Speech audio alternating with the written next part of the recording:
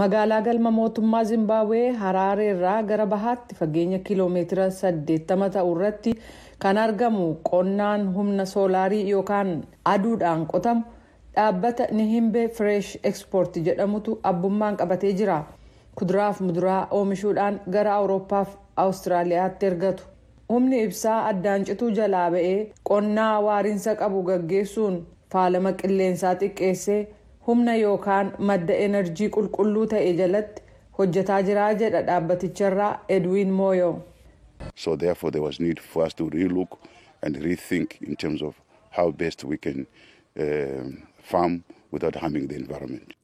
Qilleensa naannoo utuu miidhin attamiin haala gaariin qonnaa gaggeessuu dandeenyaa jennee keessa deddeebinee ilaaluun itti yaadne. Soolaarii yookiin humna aduun gargaaramuun inni jedhu filannoo tokko ture. Afrikaa keessa jirra waan ta'eef aduun bal'inaan ni jira. Wanni qonnaa kanarratti gaggeeffamaa jiru Afrikaa iddoo biraattis hojjetamuu danda'a. Humna aduu jiruun yoo xiqqaate qonnaan bultoonni 60 ardii Afrikaa keessatti qonnaa humna aduutiin hojjetu diriirsuu danda'u jedhameera. Kaampaaniin Afrikaa kibbaa kun akka jedhutti Zimbabwee keessatti piroojeektii humna aduu yookaan soolaariin hojjetu kana maallaqaan deeggaruuf addunyaarra ka jiran namoota 2,000 ta'an biraa doolaara miliyoona 1.4 walitti qabee jira. Caroline Skinner hooggantuu dhaabbata Sun Exchange Communication jedhamurraati. Isaanis yaada kennaniin.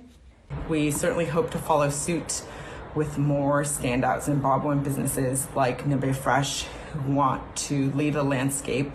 Daldala Zimbabwee keessaa kan akka Nihembe Fresh kan mul'ataa jiru akka hordofnee ilaallu abdiin qaba. Kunis haala walitti fufiinsa qabuun akka hojjetuuf ta'aa jedhaniiru. Madda enerjii qulqulluu qabatamaa fi argachuun danda'amu gargaaramanii hojii isaanii babal'isuu danda'anii jiran jedhan. Qonnaan bultoonni Zimbabwee kan madda humna aduu piroojeektii Nihimbe biraa argamuun fayyadamanis oomisha isaanii alatti ergaa jiru. Qonnaan bultoota akkasii keessaa tokko Simba Chidida akka jedhanitti.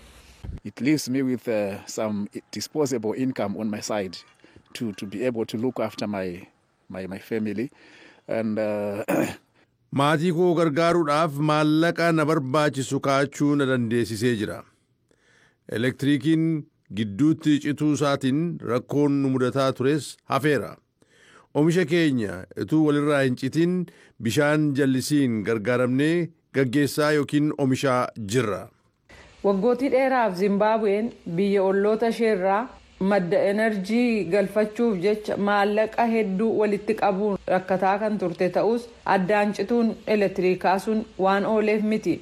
Dhaabbati Nihimbe kunis humna aduu yookaan soolaarii irraa argatu guddisuu barbaada. Kunis qonnaan bultoonni hedduun akka keessatti hirmaatan gochuuf akkasumas hojii isaa babal'isuu akka danda'uuf ta'uun ibsameera.